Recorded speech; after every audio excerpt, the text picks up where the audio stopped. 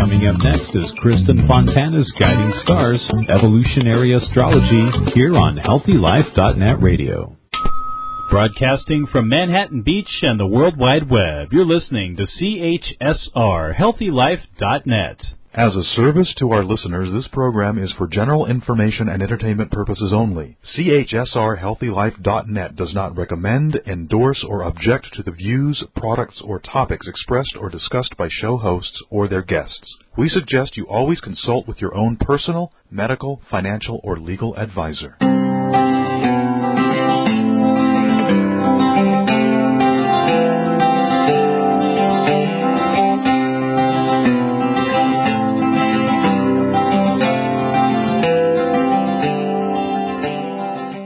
Greetings. You're listening to Guiding Stars, Evolutionary Astrology Radio. This is your host, Kristin Fontana. I'm here today with Rose Marcus from Vancouver, Canada, and we are going to share some insights for the next month. We are recording this on February 24th, and we will be talking about the end of February and March transits for 2022. Welcome back, Rose. Oh, thank you. Anything you wanted to let the listeners know?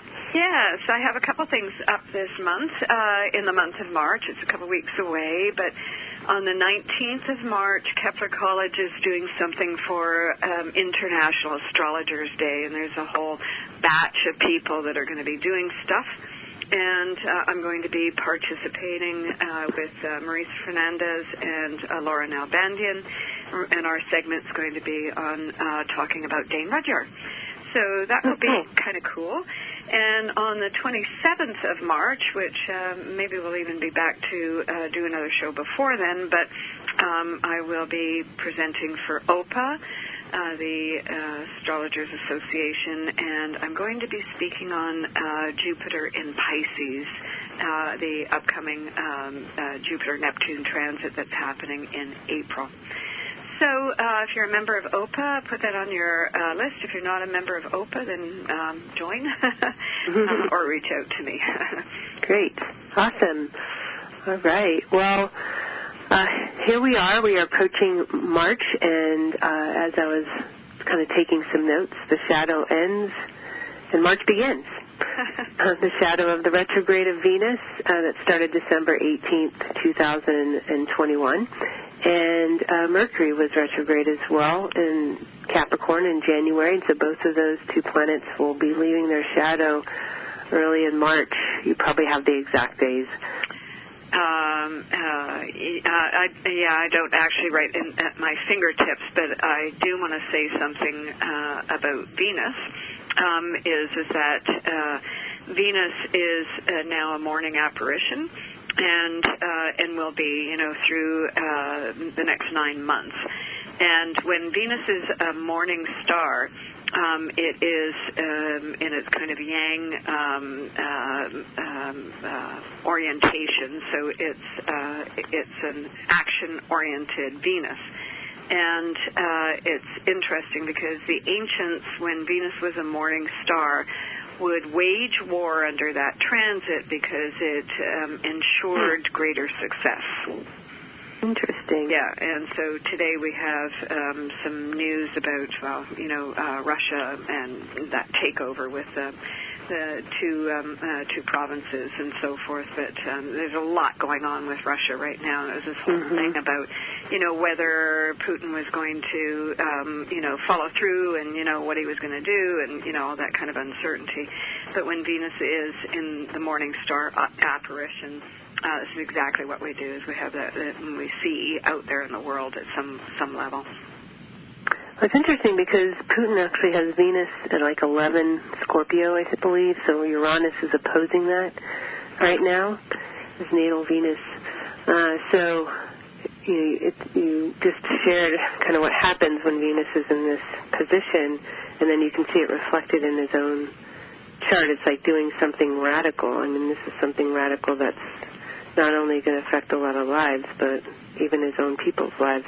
Oh, yeah, amazing, right? Yeah. Mm-hmm. So we're just coming out of those shadows, right? Great. To see all of that. Exactly. So it does feel like it's not always going from the shadow to the light. I mean, I guess the light of day, and realizing that, at least in that area of the world, and, you know, not to mention that Venus is traveling with Mars, the planet of war, and going to be conjunct Pluto here around the 4th March. Just an amazing setup coming up, right? Yeah. And really, February has been quite amazing for the travel of Venus and Mars and Pluto all together there. On the full moon that we just had on the 16th of February, Venus and Mars formed a conjunction, and at that point, because Venus, as we've talked about before, has just come out of the retrograde cycle, December-January, and has been traveling slow in its orbit. And so as of February 16, the two planets have been traveling together from about the 12th forward, just right within a really tight 1 degree, orb there between the two of them. And on the 16th, Mars overtook Venus. So Mars is in the lead right now up until the 5th, 6th of March, depending on time zone you're in, and then Venus and Mars will go new phase. So we're in this really intensified pattern here with these transits, and of course they've been aligned with Pluto. So in the first week of March, we have a new moon on the 2nd of March in the sign of Pisces. And it's got, a few extra things going on with it. Mercury and Saturn, for one, conjunct. And that new moon is also conjunct Jupiter. And then on the 3rd, we have Venus and Pluto conjunct. First of all, it's Mars and Pluto conjunct. And then it's Venus and Pluto conjunct. And then on the 5th, we have both Venus and Mars moving into the sign of Aquarius and forming a conjunction. So you and I have both written about this transit, I think. Mars and Pluto, of course, which is huge signature for evolutionary astrology. But Mars and Pluto come around once every 2 years to start a new cycle. Venus and Pluto are a 1-year cycle, and they're both starting on the 3rd. And then Mars and Venus are a 2-year cycle, and they are starting on the 5th. So we have kind of a completion, and when we have that completion pattern, it's very, very, very potent in terms of completion and seeding for what comes next, right? It's just so amazing to me. I was actually running charts last weekend and looking at Mars and Venus traveling together in a balsamic position in Capricorn, which does connect to our history, the past. It's the archetype of time. It's how you're structuring your life, how you're committing your time and dedicating your energy.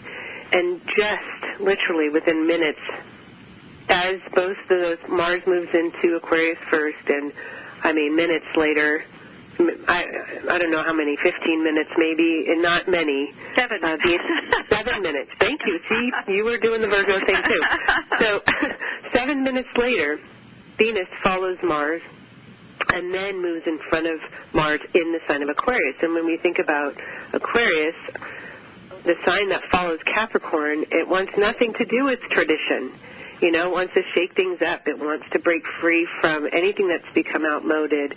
And it can be a radical energy. It's not always liberating. It can be shocking. It can, a little bit like what's happening already with the war scenario here. And, then what do people do about that? Anybody who disagrees with Putin is going to be arrested, but there's already a lot of people wanting to protest what's happening there, and there will be consequences for that in their country, I'm sure.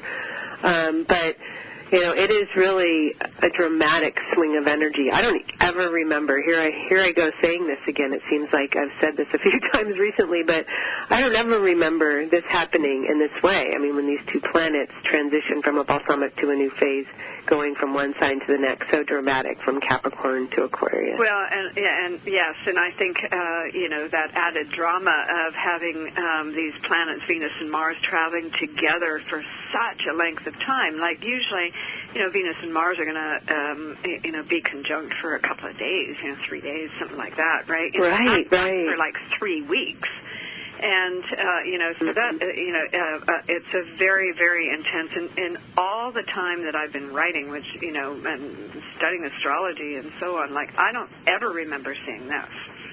And Capricorn, of course, which is so very, very potent. And by the way, the transits, as they're kind of hooking up there at, 26, 27 degrees, are traveling over the planetary node of Saturn, right? Saturn is currently sitting at south node of Saturn at 28 degrees of Capricorn, right? So that adds that added intensity of Capricorn type of energy, really. The reality is shaping up in some kind of way. It was interesting. I was watching the news on, people there, in the Ukraine, and there were quite a few of them that they were interviewing. They were saying, well, I don't know. I don't think it makes much difference. I think it's going to be okay that the Russians are taking over, and they were just kind of like thinking that there's this new moon in Pisces, and followed by that, exactly that Venus, Mars in Aquarius, the shock value of that, right? People are going, oh, I don't know. It seems okay to me. Some of them. I mean, you've got the protesters, and you've got the pro-Russians, and you've got the Ukrainians who really don't want the Russians there, and then you've got the ambivalence in the middle, which is kind of a typical signature for the different levels of Aquarius anyway. But I think that shock value is definitely quite possible with the politics of the day.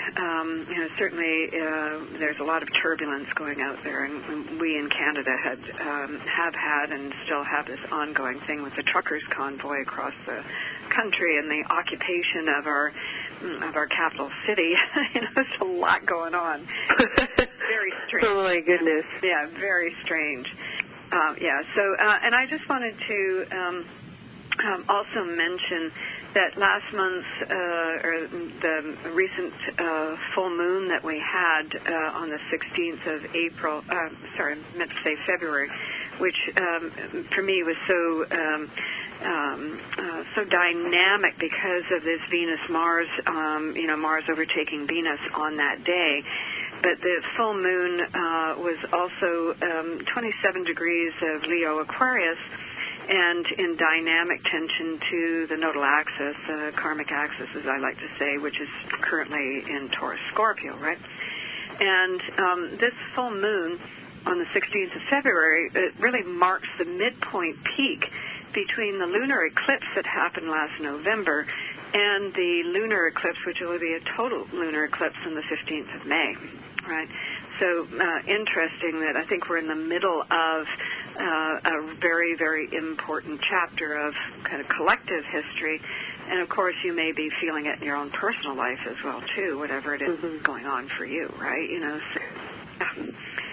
Well, of course, we can look at these charts on a personal level, on a collective level. There's many layers and levels to them.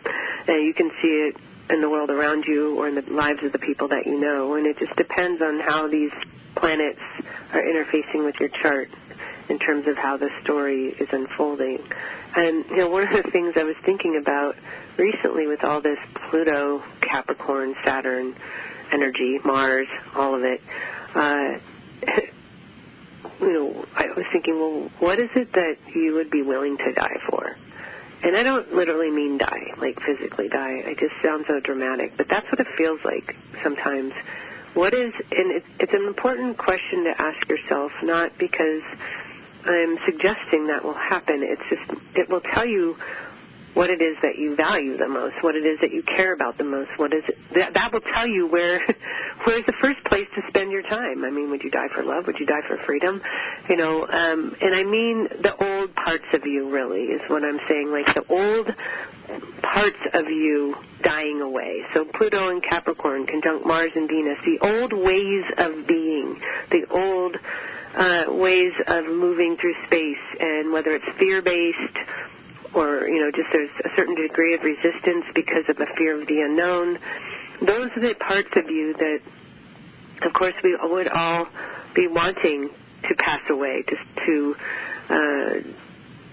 change within ourselves. And with Mars and Venus in Aquarius, I mean, I do feel like there's more courage that can come through that shift of energy to just go for it, you know, take the leap. And so I know that when I was experiencing Pluto transits personally to my chart prior to becoming an astrologer, and it was really what propelled me into this work, I literally did feel like I was dying a little every day. You know, there are parts of who I was, thank God, that were dying a little every day, because it's the old that you don't want to repeat. You know. So I saw somewhere on a T-shirt that said, evolve or repeat. And I thought, perfect. So there you have it. That's what you need to think about here in the next few weeks. Am I going to evolve or am I going to repeat? Well, the one thing, caveat on what you just said, was I think that kind of what are you willing to die for, you know, has been one of the things that has spurred this truckers' convoy at this very distorted level. In Capricorn, you know, whatever is suppressed gets distorted, right? You know, and I think that there's been some militancy, and I don't want to get people throwing stones at me either, you know, because a lot of people have been pro the truckers, but this is exactly what's happened. People have said, you know, well, I don't care, I just lost my job, so I can sit in this truck here in Ottawa for as long as I damn well please in order to make my point, you know, and the truckers were very adamant about, you know, I'm ready to die for my freedoms, you know. Oh, wow. You know, I don't want to wear my mask, and, you know, and I don't want you to tell me what I can and cannot do, and, you know, blah, blah, blah. So there's kind of two sides to that in terms of how you're relating to exactly that statement, you know. And that's exactly it, you know. I think it's what I would say is many times, no matter what it is about you standing present for yourself and also thinking about the greater good of all, right? You know, that's the way that we can operate in life, you know, to be present and to do the best you can with whatever you have to work with. And here's the other thing, you know, change is the only absolute, right? And change is afoot. And nothing can stay the same when you know astrology and you know that Pluto's about to end in Capricorn and you see this transit that we have right now. Something's got to give. Something's got to change, right? And you may not know how to reinvent yourself or how to shift your consciousness so that you can make big change. But I think just to agree that you're going to be open to it in the first place, and then to see what shows up, right? Absolutely, being receptive, and speaking of receptive. By being receptive, by letting go of resistance, by surrendering to a better way. That's what the new moon in Pisces is all about on the 2nd. It's new moon in Pisces, sun moon, with Jupiter.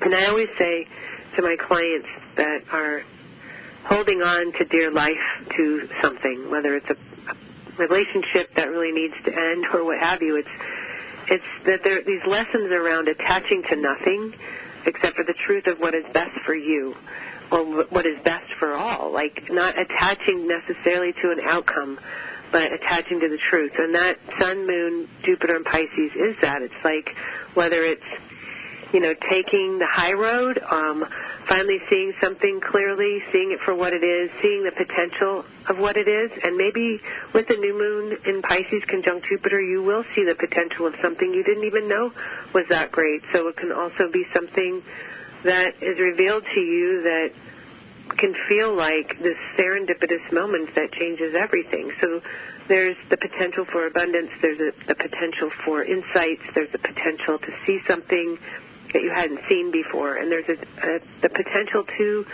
heal, to grow, to evolve, and that's the promise of what that holds preceding this dramatic, radical shift of energy.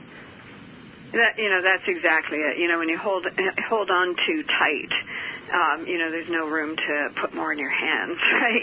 Right. And the Pisces archetype is about surrender, right? And if you can surrender to the moment, which is a Jupiter, Neptune type of energy anyway, you'll find yourself in flow. And on the new moon, Mercury in Aquarius aligns with Saturn in Aquarius. And this Mercury-Saturn in Aquarius conjunction, it can be quick on the draw, quick on the uptake. It can be an aha moment. Now, Mercury-Uranus can be as well too. The pressure. The kettle goes off, or whatever that expression is. It's kind of like whatever is suppressed. Just kind of goes flat. But with the flow piece of the new moon, I think that could be a moment of enlightenment. All it takes is that kind of 1 second shift to change everything. The one thing can change everything in a flash, and it could be to your greater good. And certainly, as we're coming to the end of all these transits, it's really setting up for an acceleration of significance, right? Mm. Yeah. Well, what I love about the Saturn-Mercury conjunction is that it's in a new phase, not a balsamic. Yes. It's an Aries energy. We do have Mars and Venus still in that balsamic conjunction with Pluto at the same time, but at least Mercury's moved in front of Saturn, so it can really show you, what is sustainable in your life, what is the long-term piece that you can count on, versus feeling completely swept away by something. So that is a good thing. All right, we'll be right back after the break.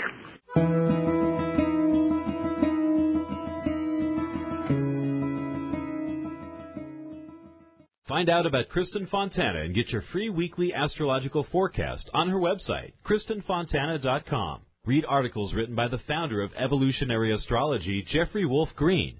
Evolutionary astrology is a spiritual perspective astrology from Pluto's point of view, and what a view it is. You can even order a detailed, personalized chart that tells you about your past, present, and future. You'll also discover where and when Kristin's upcoming conferences, workshops, and appearances will be on KristinFontana.com. That's Kristin, Fontana.com. Okay, you're stressed. You need a little R&R. Wouldn't going to a spa help? There's all kinds of spas, too. Destination spas, medical spas, day spas, even dental and mobile spas.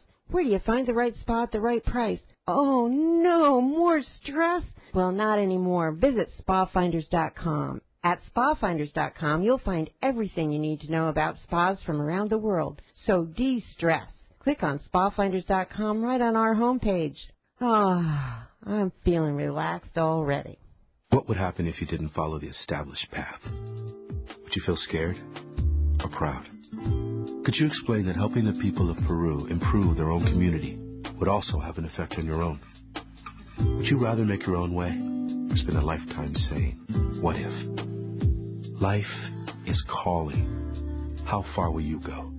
Peace Corps. To find out more, call 1-800-424-8580 or go to peacecorps.gov.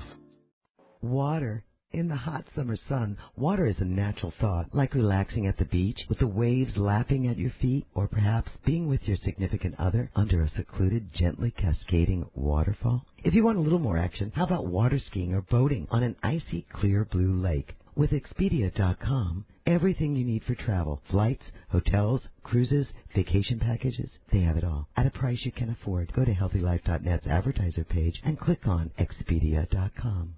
I'm William Shatner, and this is Jimmy. Animals like Jimmy are often left behind by people fleeing hurricanes, fires, floods, and earthquakes. These abandoned animals cannot survive on their own. If you must evacuate your home, please never leave an animal behind. If you absolutely cannot take your animal with you, never leave him helplessly chained or caged. Many animals die because they cannot escape fires or rising waters. Animals need your help. Thank you. Call PETA today, 757-622-PETA. HealthyLife.net, the Positive Radio Network.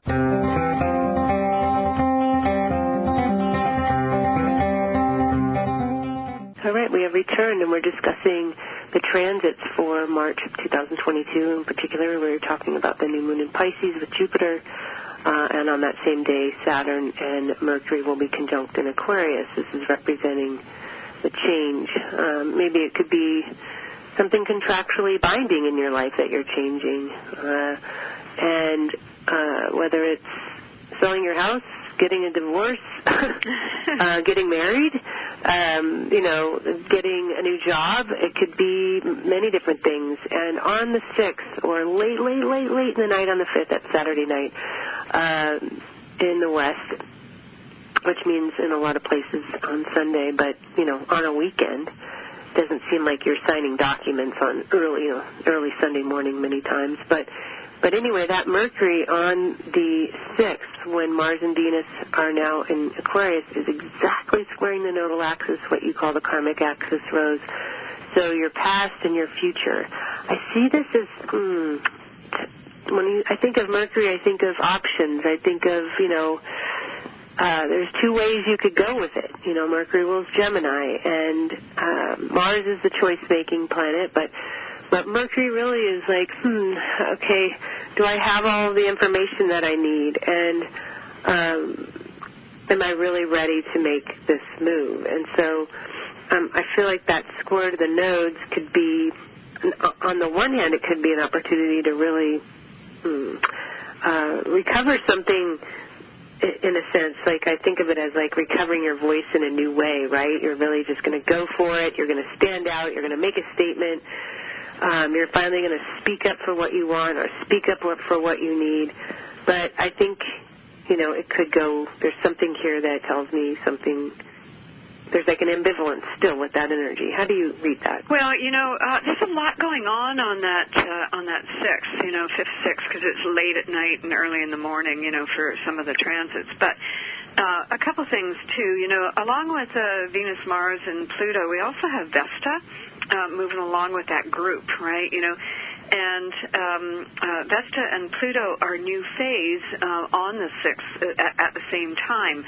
And Vesta is a sacred flame, but it has everything to do with security, right? It has everything to do with kind of the fortress that you build in order to keep yourself safe, right? And so it's got to do with all that kind of stuff, and it's kind of stoking the fire as well, too, right? And so it would strike me with Mercury in a dynamic tension to the nodal axis, that square here, again, that you're on this fast track of making some significant change regarding all of that, in terms of moving forward in decision-making on that day. Now, interestingly as well, too, just to continue on, the moon is in the sign of Taurus, and will make a conjunction with Uranus. So, and Uranus is Taurus, brings us to Venus, which is in the sign of Aquarius. So again, it's a new values, a new way of evaluating coming in here in terms of what is essential to you, right? So I think that, you're standing on this threshold. I always see that kind of energy of, when you're standing there in dilemma, but that you feel compelled, right? Definitely. Compelling thing, and you're at this kind of yes/no, or this kind of resistant factor. It's like, I have to do it. It's like I'm afraid to do it, and like, what if it doesn't work out? But you still feel that. What I sometimes say is like your soul screams. It says, like, go for it, or, or hold back, or, you have to take this move, right? And it would strike me with this Uranus is that that Mercury position here is that you're just like you're standing on that, at that intersection. And I think it's a synchronicity piece that comes along. Now, also on that date, Jupiter and the Sun are conjunct, right? So the Sun goes new phase to Jupiter on that day. You have such tremendous power behind all this whole dynamic. And also, too, Juno is in the mix here.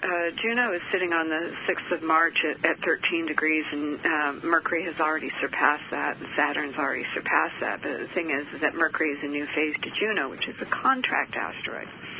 And later on in the month, it comes to the very, very end of March, the 28th, 29th of March, when Saturn and Juno come together, right? So that is a completion on a contract, right? So just what you're saying about you're signing, selling or buying or whatever you're doing, right? I think that this Mercury transit, you can surprise yourself with the action that you take. There you go. It's like you're in dilemma, but you still put your hand on the doorknob. Right? I love that. Because you feel compelled. You feel compelled, right? Yeah. So I think that with the moon's conjunction to Uranus, the vote is, and Mercury in the sign of Aquarius, and Venus and Mars in the sign of Aquarius, the vote is going to be towards something new, right? But I also feel like just sitting here listening to you, I think it's important to think before you act impulsively at that time, because that's where the square is about, making sure, right? You think, so sometimes when we act before thinking something through, then we have to backtrack. So, or maybe talking about it, having those conversations with somebody that you haven't dared, those places you've dared to tread, because, Mercury is sitting there, and it's going to require some conversation with Uranus conjunct the moon. I mean, it's just going to bring all the emotional content out. So on a personal level, I think it is about talking about those things that maybe have created some unresolved angst inside of you, or even trauma from the past that can be resurfacing emotionally, and you want to talk about it. That can be part of that trend as well. Resurfacing, that's an excellent word, considering that Mercury square the south node in Scorpio, right? Right. Yeah, absolutely. It was an important thing that you brought up earlier. Not everybody knows that we talk about the nodes of the moon. A lot of people know the past, your future. The natal position of the moon is the emotional body, the ego that you chose in this life to actualize your soul's intentions. But every planet has nodes, has a south node and a north node. And as you mentioned, Rose, the south node of Saturn, which is our conditioned past, it's the history, the patriarchal history of our reality on this planet for thousands of years, male-dominated, kind of old men in suits kind of mentality. With Pluto just parked on that thing all year this year. I mean, there's really going to have to be a new way to move forward. I mean, Pluto will eliminate anything that isn't sustainable anymore, in your own personal life or in the world. I mean, I was just reading some just heartbreaking things about our environment, and all of the Arctic just melting away. Oh gosh, yeah. It just freaks me out like nobody's business. And to me, it's like taking responsibility for how we treat our planet. Like, this is the reality. This is a karmic reality of what we're dealing with now. What people have kind of turned a blind eye to for too long. So, there's a lot going on. We are alive on this planet at a very intense time, and I'm sure people throughout history would have said that in other times, but we certainly have a lot to contend with, I would say.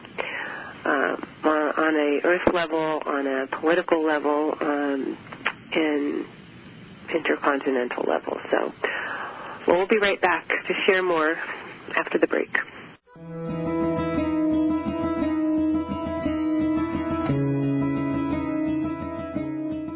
Find out about Kristin Fontana and get your free weekly astrological forecast on her website, KristinFontana.com. Read articles written by the founder of evolutionary astrology, Jeffrey Wolf Green. Evolutionary astrology is a spiritual perspective astrology from Pluto's point of view, and what a view it is. You can even order a detailed personalized chart that tells you about your past, present, and future. You'll also discover where and when Kristin's upcoming conferences, workshops, and appearances will be on KristinFontana.com. That's KRISTIN Fontana.com. Have you ever wondered why you are here on this planet and what the point to all of this is? Evolutionary astrology is a natural science that allows for an understanding of the evolutionary journey of the soul from life to life. Evolutionary astrology provides a vehicle to understand prior life dynamics that have led to the reason and purpose for the life you live. It offers a depth of information and insights about each person that no other type of astrology can provide.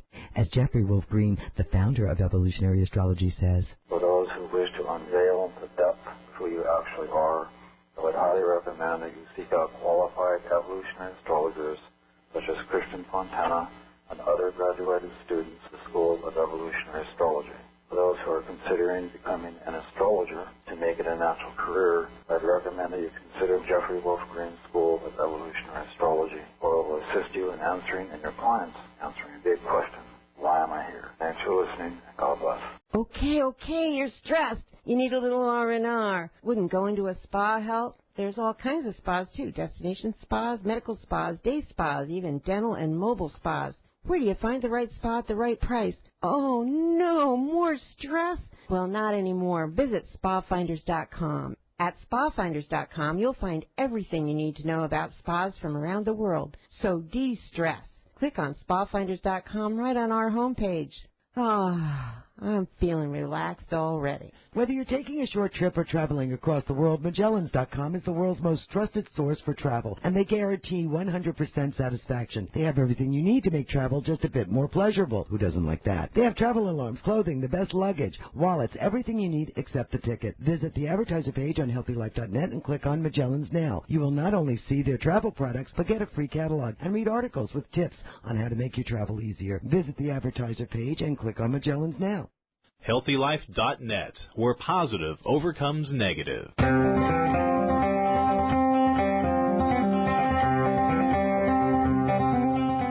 right, we have returned. I'm here with Rose Marcus from Vancouver, Canada, discussing the transits for March, and we've covered the new moon and the shift of Mars and Venus into Capricorn, clearing the shadow of these retrogrades. First few months of 2022 for a lot of people was about reevaluating your life and how you're spending your time and what it is that you value. I just talked to a client who's a trauma orthopedic surgeon, 60 years old, has been working around the clock, just heinous hours since he was, 18 probably, and just burnt out. And anyway, so really the conversation with somebody like this, by the way, with a stellium of planets in Aquarius, think about that in terms of crises and trauma and people being wheeled in from accidents. What that can do to your nervous system over time. All you're doing is trying to put out fires or fix something that's broken or make sure somebody doesn't die on the table while you're working on them. So that's a lot. And just it was actually extremely encouraging and moving and all these things to look at him and hear him say, I just want to spend time with my wife and my daughter. I don't want to lose them. And I think I will if I keep working, And so somebody like that, all that Aquarian energy saying, you know what, he stopped working January 11th in the middle of the Venus retrograde. I like being home, is what he said. I like taking care of myself and being with my family. I really love that. I value that. And it's just like such a wonderful example of that transit. Okay, so you won't be making millions every year. Hopefully you've invested well enough you don't have to. And to me, time with our loved ones is priceless. You can't put a price on that. So that's, one example of millions And, I could just feel so much emotion. It was such a beautiful thing. I love it. I love nothing more than when people just wake up to what really matters, ultimately. And not that, of course, in that context, he felt good about what he was doing. He was helping people. But, it's a physical thing, when you're helping people in that way, and living an emotional life is, those are the things that you really can take with you. All those memories, all the meaningful moments, and that's what these retrogrades have been about for a lot of people. Well, I totally agree with that. And, Capricorn's the archetype of time.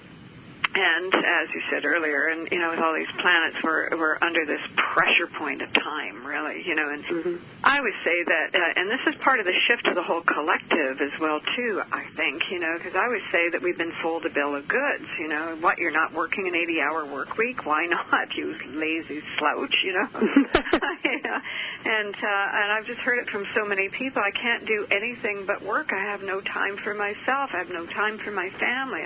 No time to, get together with friends. It's, exactly it. Something's got to give, and most definitely it is getting to that point. Mm-hmm. And that is true. It's very much about the conversation. He said, I'll probably live till I'm 78.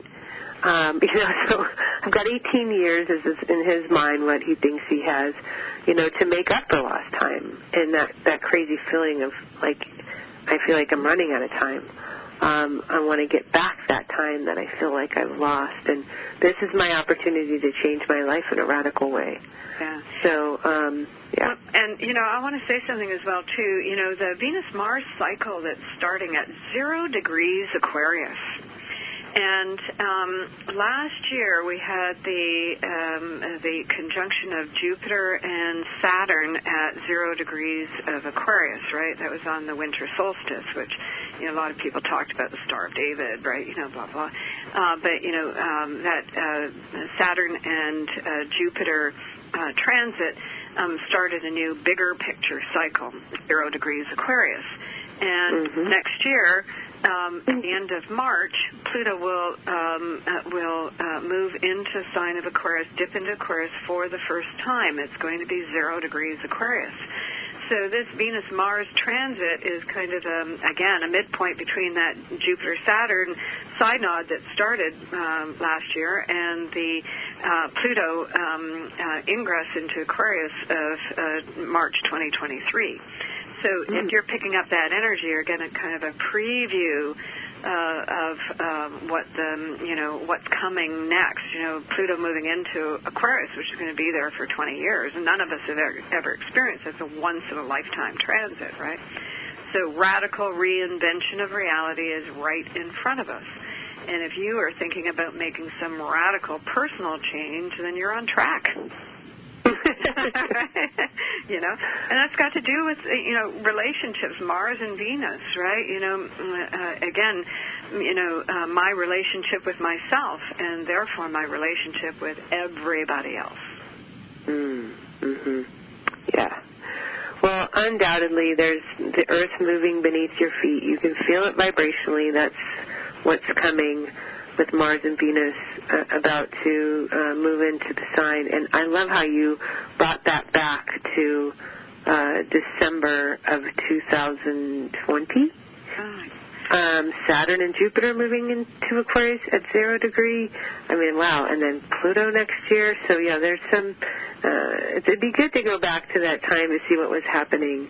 And it was really showing you what was possible, and if you haven't made those changes yet or you've been working on them, now is a time when you can really put your money where your mouth is, as they say, and just start making your move.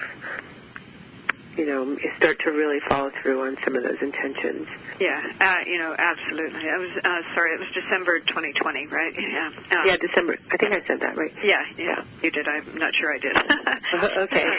A year ago, December. Yeah, and again, evolution is not an overnight thing either. I mean, sometimes the outer change can be instantaneous, but it's something that you're working on at some level internally for a while, right? So I just say keep stoking the fire, even if you don't know how to make the change or what that might look like for you, entertain possibilities. Yeah, and it's, with Mars, as we've talked about, this is just a key teaching in evolutionary astrology. It is the lower octave of Pluto. It's the younger brother, as we say. Mars will take what is unconscious within you and take action. And Mars is a driving force in our lives. It's a planet of desire. And so, it is going to be the thing within you through your instinct that will tell you what your soul wants you to do next. Forget all of the worries and fears and thoughts. Like, really pay attention to that primal energy, that instinctual energy that tells you what you want. Not what you need. In this case, Venus is what you need, so of course we have to make sure we are getting also what we need. But what we want is really the thing that's driving your evolution. So, pay attention to it, I think, is really what these transits are saying, and step into what that change looks like. At least take a step toward it, if nothing else. So, all right. So I heard a break, so maybe we'll come back and finish up. Yeah. So on the break, you can think about what that step's going to be. I'll be right back.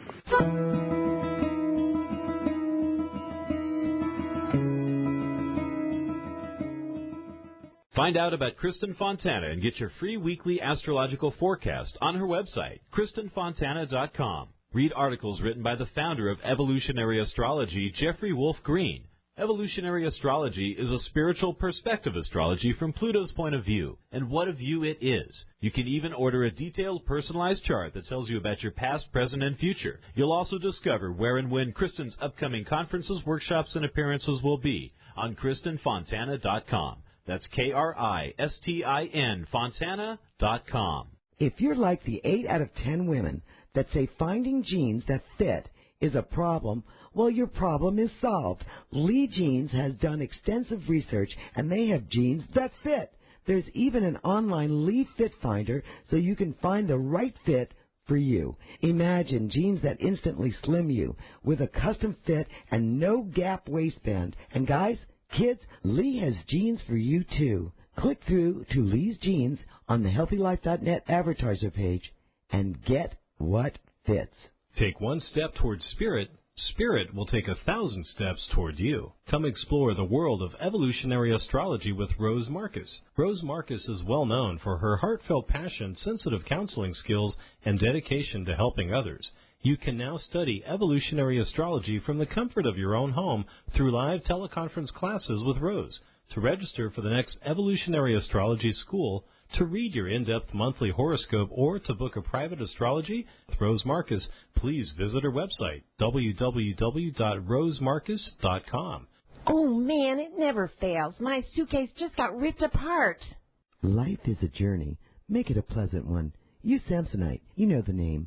For almost a century, Samsonite luggage has proved itself to be the worldwide leader in innovative travel solutions. Let it be yours. Visit HealthyLife.net's affiliate Samsonite on our homepage and click to look at the fine luggage from suitcases to golf travel bags. And don't forget, take a look at their travel accessories.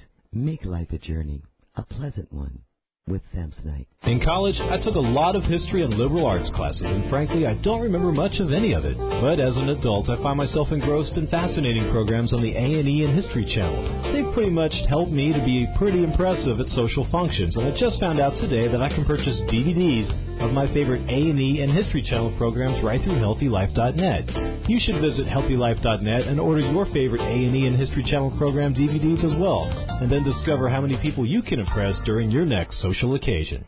HealthyLife.net, the positive radio network.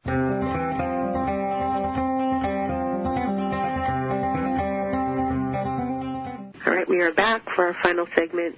We've got a lot to talk about. There's a lot of March left. I think we made it to about March 6th or 7th. So Where do you go? Well, and first of all, that first week is just jam-packed. So, it's kind of setting you right up there.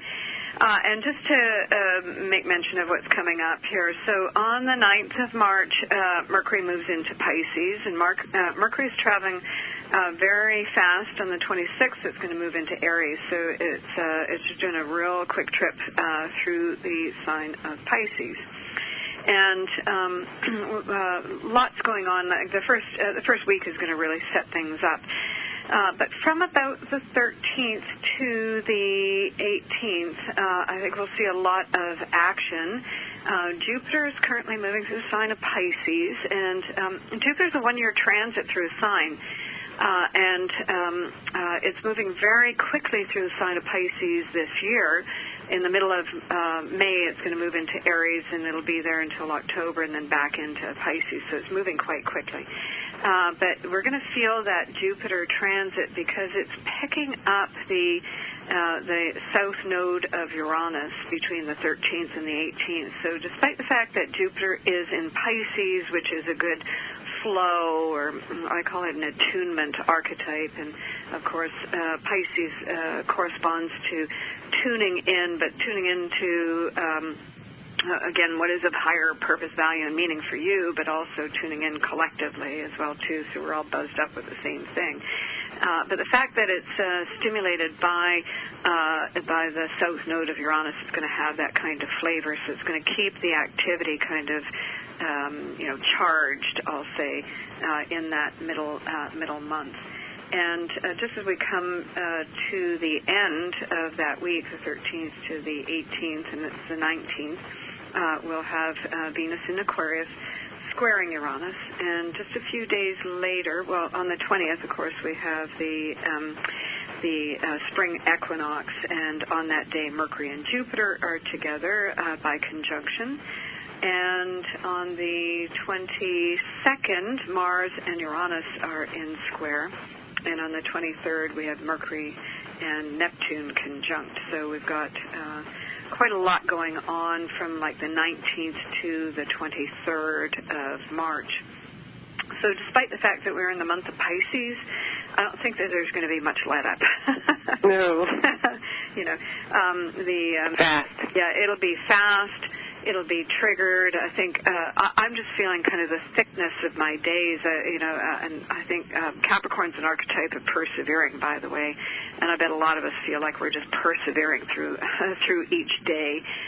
It's very thick. As we get to the month of March, the intensity continues throughout. That is so true. So Uranus, as you were mentioning, what was the day? Was it like the 22nd that Mars squares Uranus? Yeah, March 22nd, yes. And Venus does so around the 19th. So Uranus is the ruler of Aquarius.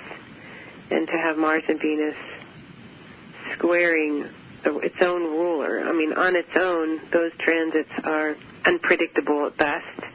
And then to have Mars and Venus in Aquarius squaring the ruler of Aquarius just, makes it even that much more, electric and powerful. Yeah, It kind of reminds me of this. It's like, okay, so you're really wanting to jump off that diving board, right? And you've kind of walked to the end of it a few times, and you really get a lot of heart palpitations when you do that. Your anxiety's peaking. And then all of a sudden, maybe I've told this story before.